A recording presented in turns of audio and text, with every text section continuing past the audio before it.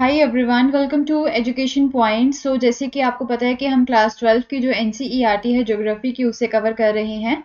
And इस book का name है fundamental of human geography. Okay, तो जैसे कि मैं आपको बता ही चुकी हूँ कि क्लास 12 में आपकी टोटल 2 बुक्स हैं एंड अभी हम इसकी फर्स्ट बुक ही कवर कर रहे हैं। तो इसकी अगर हम चैप्टर्स की बात करें तो चैप्टर्स में हम जो है पहले देखा था कि ह्यूमन ज्योग्राफी किस तरह से सब डिसिप्लिन बना था यहाँ पे मेन ज्योग्राफी का। ओके, एंड आफ्टर दैट जो है सेकंड चैप्टर में ह्यूमन ज्योग्राफी की डेफिनेशंस के बारे में डिस्कस किया था एंड क्या क्या चीज़ें जो है वो हम यहाँ पे ह्यूमन ज्योग्राफी में इंक्लूड कर सकते हैं, ये चीज़ें हम कवर कर चुके हैं। देन उसके बाद में पॉपुलेशन डिस्ट्रीब्यूशन के बारे में डिस्कस किया था, पॉपुलेशन कॉम्पोजिशन के बारे में भी डिस्कस किया था। एंड नाउ जो है हम बात कर रहे थे पिछले 2-3 चैप्टर्स में कि जो एक्टिविटीज होती हैं जिसके थ्रू लाइवलीहुड जो है कमाता है इंसान, ह्यूमन, राइट, तो उनके बारे में डिस्कस कर रहे थे। तो सबसे पहले हमने जो है कुछ प्राइमरी एक्टिविटीज जो होती हैं, जो मेन एक्टिविटीज होती हैं, राइट, उन्हें हम प्राइमरी में गिनते हैं। तो इंडिया में प्राइमरी एक्टिविटीज क्या है यहाँ पे? एग्रीकल्चर। ओके, मोस्टली जो हमारी इंडिया की पॉपुलेशन है वो इसी में ही जो है वो इंक्लूडेड है, तो वो चीज़ कवर की थी। देन उसके बाद में कुछ सेकेंडरी एक्टिविटीज़ आ जाती हैं, उसके बारे में डिस्कस किया था। एंड नाउ जो है अब हम बात कर रहे थे थर्ड टाइप की जो एक्टिविटीज़ होती है, जिसे हम क्या बोलते हैं, जिसे हम टर्शरी एक्टिविटी बोलते हैं। ओके, टर्शरी एक्टिविटीज़ में जो है कुछ सर्विसेज आ जाती हैं, जैसे डॉक्टर्स अपनी सर्विसेज प्रोवाइड करवाता है, टीचर्स अपने सर्विसेज जो है वो यहाँ पे प्रोवाइड करवाते हैं, उनके बारे में डिस्कस किया था। एंड इसी में ही जो है एक बहुत ही इंपॉर्टेंट सेक्टर जो है जो कि अभी ग्रो हो रहा है, उसके बारे में डिस्कस किया था, जिसे हम क्या बोल सकते हैं, टूरिज्म सेक्टर। ओके, तो टूरिज्म सेक्टर में जो है हमने देखा था कि किस तरह से यहाँ पे ग्रोथ हो रही है। तो ये चीजें हमने अपने प्रीवियस चैप्टर में कवर की थी, प्रीवियस वीडियो में कवर की थी।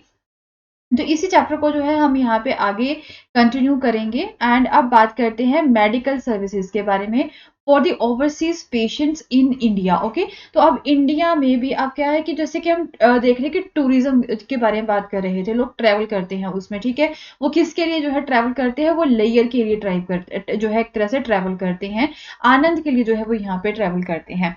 बट अब हम यहाँ पे बात करेंगे किसकी वजह से, कि लोग जो है ट्रैवल किसी और वजह से भी कर सकते हैं, जैसे कि कोई ना कोई वो ट्रीटमेंट लेने के लिए वो हमारे भारत में आते हैं या फिर हमारे भारत से जो है वो बाहर भी जाते हैं। तो आपका किस में आ जाता है, वो मेडिकल सर्विसेज में आ जाता है, या फिर मेडिकल टूरिज्म में जो है हम उस चीज को गिन सकते हैं। ओके, तो इसके बारे में ही देखते हैं। तो अगर हम बात करें कि अबाउट 55,000 पेशेंट्स जो है वो यूएसए से इंडिया को विजिट करते हैं 2005 में। 2005 में इतने लोग जो थे वो हमारे भारत में उन्होंने विजिट किया था।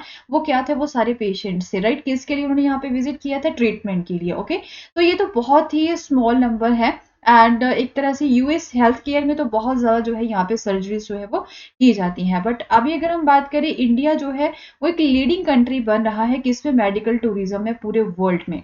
ओके, तो वर्ल्ड क्लास के हॉस्पिटल्स जो है वो यहाँ पे मेट्रोपॉलिटन सिटीज में लोकेटेड हैं, एंड जो कि यहाँ पे ऑल ओवर दी वर्ल्ड जितने भी पेशेंट्स हैं उन सभी को जो है वो सर्विसेज प्रोवाइड करवाते हैं। तो ऑब्वियसली जो मेडिकल टूरिज्म है ये एक ऐसा फील्ड है जिसकी वजह से जो है जो डेवलपिंग कंट्रीज हैं, जैसे हमारे भारत है अभी डेवलप हो रहा है, तो जैसे थाईलैंड हो गया, सिंगापुर हो गया, मलेशिया हो गया, उन्हें काफी ज्यादा बेनिफिट्स यहाँ पे मिल रहे हैं। ओके, उसके अलावा मेडिकल टूरिज्म के अलावा यहाँ पे आउटसोर्सिंग मेडिकल टेस्ट जो होते हैं या फिर डाटा इंटरप्रिटेशन जो होता है उसका भी काफी ज्यादा ट्रेंड है। तो इंडिया के, स्विट्जरलैंड या फिर ऑस्ट्रेलिया के जो हॉस्पिटल्स हैं वो सर्टेन मेडिकल सर्विसेज में जो है काफी अच्छे से परफॉर्म कर रहे हैं, जैसे कि रेडियोलॉजी जो इमेजेस होती हैं उन्हें रीड करना, या फिर जो मैग्नेटिक रिजोनेंस इमेजेस होती है जिससे हम एमआरआई बोलते हैं उन्हें इंटरप्रेट करना, अल्ट्रासाउंड टेस्ट करने, तो इसमें जो है इंडिया अभी काफी आगे जा रहा है। Okay, so outsourcing holds tremendous advantages for the patients and if it is focused on improving the quality or providing the specialized care। तो अगर हम यहाँ पे इसकी क्वालिटी को इम्प्रूव करने के ऊपर थोड़ा सा और फोकस करें तो हो सकता है कि हमारी कंट्री में इसमें और भी अच्छे मौके मिले यहाँ पे। ओके, तो अब कुछ यहाँ पे टर्शरी के साथ जो है कुछ क्वार्टनरी एक्टिविटीज भी होती हैं। ओके, तो अब इसमें ये क्या होता है, what do a CEO of the MNC in Copenhagen at New York and a medical transcriptionist at Bangalore have in common? जो एक कोपेनहेगन में एक MNC है उसका जो CEO है, राइट, वो जो है हमारे इंडिया के बेंगलोर में एक मेडिकल ट्रांसक्रिप्शनिस्ट है, वो उन दोनों के बीच में क्या कॉमन है? ओके, तो यहाँ पे क्या है, ये दोनों ही एक ऐसे सेगमेंट काम करते हैं जो कि सर्विसेज प्रोवाइड करवाते हैं, वो भी क्या है, ये नॉलेज ओरिएंटेड है। ओके, एंड इस सेक्टर को हम यहाँ यहाँ पे जो सेक्टर यहाँ पे नॉलेज प्रोवाइड करवाता है किसी भी चीज के बारे में, तो उसे हम दो तरह से डिवाइड कर सकते हैं। एक होता है क्वाटनरी, दूसरा होता है क्विनरी एक्टिविटीज। ओके, तो क्वाटनरी में जो है कौन सी एक्टिविटीज आ जाती हैं, जैसे कि एक तरह से इंफॉर्मेशन को कलेक्ट करना, उसे फिर प्रोड्यूस करना, या फिर उसे डिसएमिनेट करना, या फिर इवन जो है इंफॉर्मेशन को प्रोड्यूस करना, ये जो है क्वाटनरी एक्टिविटीज में आ जाता है। ओके, तो उसके बाद में ये जो है किस चीज के ऊपर मेरे फोकस करता है, रिसर्च के ऊपर, डेवलपमेंट के ऊपर जो है ज्यादा फोकस करता है। एंड मोस्टली जो है इसमें specialized knowledge and technical skills जो होती हैं उसकी बहुत ज्यादा जरूरत रहती है। ओके, अब क्वार्टनरी सेक्टर जो है उसके बारे में थोड़ा सा और डिटेल से देख लेते हैं। कहते हैं कि जो क्वार्टनरी सेक्टर है टर्शरी सेक्टर के साथ साथ जो है इसने रिप्लेस किया है mostly primary and secondary employment को as the basis for the economic growth. Okay, पहले क्या हुआ करता था कि किसी कंट्री की ग्रोथ को अगर चेक करना है तो उसमें देखा जाता था कि लोग कितने ज्यादा प्राइमरी एंड सेकेंडरी एक्टिविटीज में एम्प्लॉयड है, बट अब जो है क्वार्टनरी सेक्टर जो है उसमें भी देखा जाता है। ओके, तो अब जो हाफ ऑफ जितने भी वर्कर्स हैं मोस्टली डेवलप्ड इकोनॉमीज में, वो कहाँ पे है, वो नॉलेज सेक्टर में ही है, वो क्वार्टरी सेक्टर्स में ही है। एंड अब क्या है कि यहाँ पे इसकी बहुत ज्यादा ग्रोथ है, इन डिमांड भी बहुत ज्यादा है, एंड इंफॉर्मेशन की जो कंजप्शन है ना वो भी बहुत ज्यादा है। तो डेट इज वाई हम बोल सकते हैं कि ये जो है अब जीडीपी में एक काफी अच्छा अपना हिस्सा डाल रहे हैं। ओके, तो जो बंदे यहाँ पे ऑफिस बिल्डिंग्स में काम कर रहे हैं, एलिमेंट्री स्कूल्स में काम कर रहे हैं, यूनिवर्सिटी क्लासरूम्स में काम कर रहे हैं, हॉस्पिटल्स में, या फिर डॉक्टर्स हो गए, थिएटर्स में हो गए, ओके, आप जो है वो सारे ही इस सर्विसेज की कैटेगरी में आते हैं। ओके, तो like some of the tertiary functions, quaternary activities जो है वो भी आउटसोर्स होती हैं। ओके, तो they are not tied to the resources, ना ही जो है ये इन्वायरमेंट से इफेक्ट होती हैं, तो ना ही जो है लोकल मार्केट से जो है ये इफेक्ट होती है। ओके, तो ऑल ओवर द वर्ल्ड इनका कनेक्शन होता है। अब नेक्स्ट टाइप इसमें आ जाती है क्विनरी एक्टिविटीज की। तो आप क्या होता है यहाँ पे जो हाईएस्ट लेवल के डिसीजंस लेने होते हैं, डिसीजन मेकर्स जो बंदे होते हैं या फिर जो पॉलिसी मेकर्स होते हैं, वो क्विनरी एक्टिविटीज को परफॉर्म करते हैं। ओके, तो वो नॉलेज बेस्ड इंडस्ट्री से थोड़ा सा डिफरेंट होते हैं। Okay, so outsourcing has resulted in the large opening up of a large number of call centres in India. अब क्या हो चुका है कि आउटसोर्सिंग होती है, कॉल सेंटर्स हैं, तो उन लोगों को जो है ये क्या करते हैं, उन लोगों को जो है ये सर्विसेज प्रोवाइड करवाते हैं। चाइना में, ईस्टर्न यूरोप में भी ऐसी जो है एक तरह से एक्टिविटीज है, इजराइल में, फिलीपींस में, कोस्टा रिका में भी है। Okay, so it has created new jobs in these countries. Okay, in countries में जो है यहाँ पे आप बहुत ज्यादा जॉब्स जो है वो क्विनरी एक्टिविटीज में आपको देखने को मिलेंगी। ओके, तो आउटसोर्सिंग जो है is coming to those countries जहां पे चीप एंड स्किल्ड वर्कर्स जो है वो अवेलेबल है, उन कंट्रीज में जो आपको ऐसी एक्टिविटीज या फिर ऐसे जॉब्स जो है वो देखने को मिले। ओके, तो these are also out migrating countries. तो ये क्या है, ये आउट माइग्रेटिंग कंट्रीज है। तो विद द वर्क अवेलेबल दो outsourcing, the migration in this countries में कम डाउन। तो हो सकता है कि अब क्या है कि अब यहाँ पे थोड़ा सा काम अवेलेबल है इन कंट्रीज में, तो माइग्रेशन जो है हो सकता है इन कंट्रीज से जो है वो कम हो, वो दूसरी कंट्रीज में जो है एम्प्लॉयमेंट ढूंढने के लिए लोग कम ही जाए। राइट, तो आउटसोर्सिंग कंट्रीज जो है they are facing resistance from the job seeking youth. Okay, अब क्या है यहाँ पे, तो इन्हें रेजिस्टेंस मिल रहा है in their respective countries. Okay, तो ये रेजिस्टेंस फेस कर रहे हैं from the job seeking youth. तो अब क्या है यहाँ पे, the comparative advantage is the main reason for continuing outsourcing. तो यहाँ पे बहुत ज्यादा फायदा मिलता है, डेट इज वाई जो है आउटसोर्सिंग की एक्टिविटीज ये करते रहते हैं।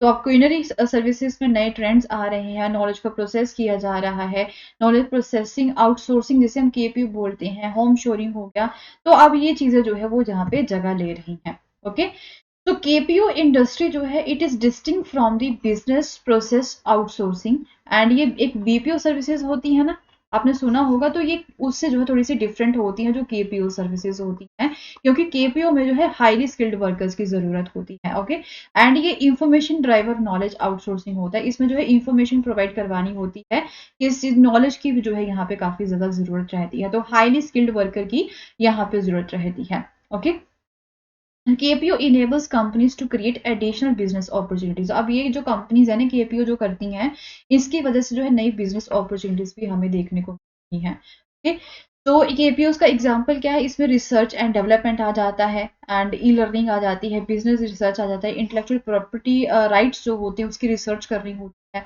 लीगल प्रोफेशन आ जाता है, बैंकिंग सेक्टर आ जाता है, ये सारे किस में आ जाते हैं, ये केपीओ में ही आ जाते हैं। ओके, तो थोड़ा सा क्विनरी एक्टिविटीज के बारे में देख लेते हैं।